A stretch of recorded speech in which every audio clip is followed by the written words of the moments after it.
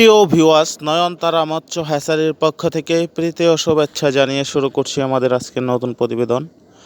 এই শীতকালে আপনারা এই ভিয়েতনামি কই মাছ কীভাবে চাষ করলে, কিভাবে পুকুরে খাবার প্রয়োগ করলে আপনারা লাভবান হতে পারবেন এবং এই পোনা বায়োফ্লক অথবা পাকা হাউজে কিভাবে চাষ করলে আপনারা লাভবান হতে পারবেন, এসব বিষয়ে আমি আপনাদেরকে কিছু তথ্য এবং কিছু পরামর্শ দেব।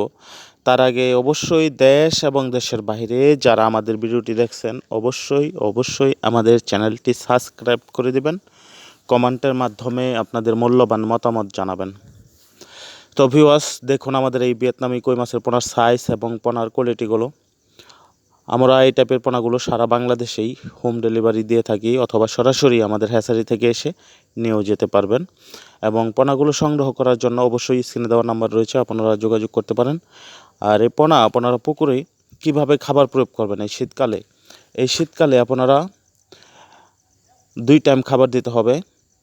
রৌদ্র উঠলে, যদি রৌদ্র উঠে তাহলে খাবার দিবেন, আর যদি মেঘলা থাকে দিন তাহলে খাবার খুব কম দিবেন। আর অবশ্যই 1 মাস পর পর চুন পটাশ লবণ প্রয়োগ করবেন।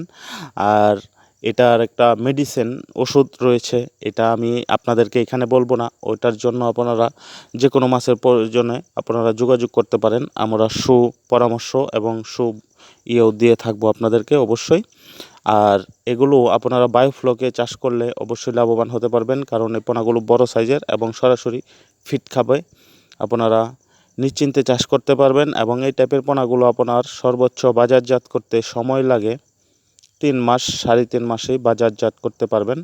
এগুলো আপনারা যদি 3 মাস 3.5 মাস করেন তাহলে আপনার 2টাই 3টাই কেজি থাকবে।